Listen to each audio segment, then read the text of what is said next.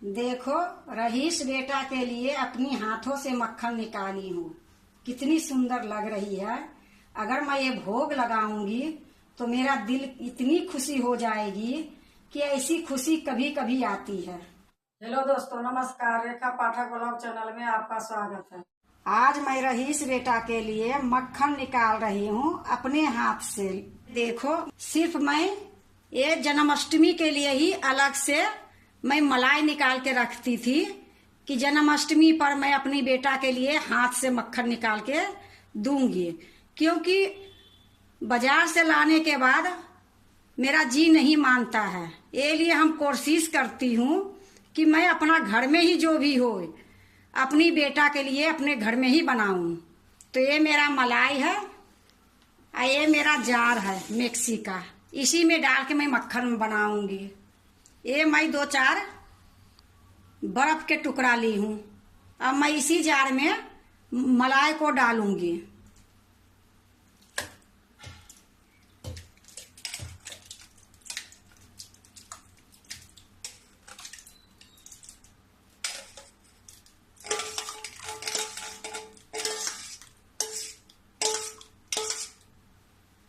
देखो, ये जो मक्खन मैं डाली हूँ थोड़ा ज्यादा हो गया है, ये लिए मैं थोड़ा कटोरे में निकाल लेती हूँ। 2 बार करके मैं इसको बनाऊंगी। अब इसको मैं मिक्सी में चला के लाती हूँ। देखो, मैं मिक्सी में चला के ले आई हूँ। इसमें मैं पानी बिल्कुल नहीं डाली हूँ। अब इसको एक बर्तन में डाल देती हूँ। एक कांच के बाउल ली हूँ, इसी में मैं डाल देती हूँ।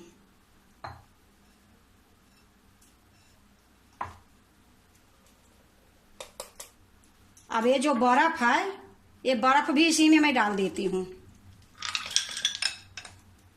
ये जो जार से मैं दोबारा में निकाल ली थी, जो ज्यादा हो गई थी, इसको भी मैं चला के ले आती हूँ।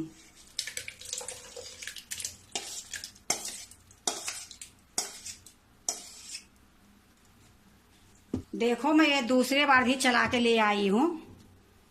इसमें भी मैं पानी नहीं डाली हूँ। ये बर्तन थोड़ा छोटा लग रही है तो थोड़ा बड़ा बर्तन में ये इसको डाल देती हूँ और उसी में ये जार वाला भी डाल दूंगी।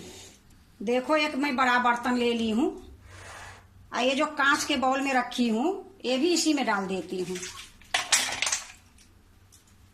अब जो ये जार में है इसको भी इसी में डाल देती हूँ।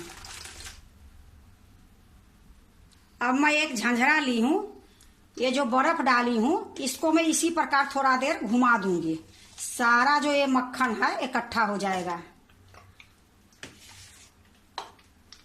ये देखो, इतनी सुंदर से कहीं पनीर के दुकान से या कहीं भी मक्खन लाओगे तो इतना शुद्ध कहाँ देते हैं। वो तो जैसे तैसे हाथ से निकाल के अपना मक्खन दे देते हैं, लेकिन अपनी घर में निकाल के पूजा करो तो अलग चीज होती है। मन की शांति लगती है कि हाँ, मैंने अपनी हाथों से जो बना के मक्खन निकाल के लड्डू के खिलाओगे, वो लड्डू बहुत खुश हो जाएंगे, क्योंकि ये चीज अपनी मन की एक तसल्ली होती है। अगर ये पनीर के दुकान से लाओगे तो मक्खन तो मिल जाती है पर अपने दिल नहीं मानती है। ये लिए हम कोशिश करती हूँ कि जो भी हो मैं अपने हाथों से अपनी भगवान को खिलाऊं और पहनाऊं। ये थोड़ा देर मैं इस प्रकार से करूंगी तो सारा इकट्ठा हो जाएगी। देखो, ये सारा मक्खन इकट्ठा हो गई है। अब मैं एक प्लेट में निकाल लेती हूँ। देखो, मैं प्लेट रख दी हूँ। अब इसी में मैं मक्खन निकाल लूंगी।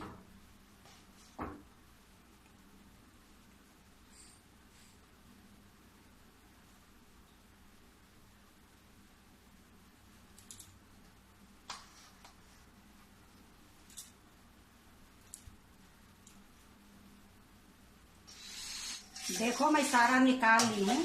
ये सिर्फ दूध बची है।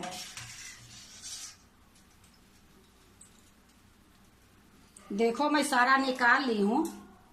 अब इसमें एक शुद्ध के लिए मैं तुलसी डाल देती हूँ और शाम को एक मक्खन से भोग लगाऊंगी मैं अपने रहीश बेटा को। देखो, रहीश बेटा के लिए अपनी हाथों से मक्खन निकाली हूँ। कितनी सुंदर लग रही है। अगर मैं ये भोग लगाऊंगी तो मेरा दिल इतनी खुशी हो जाएगी कि ऐसी खुशी कभी कभी आती है।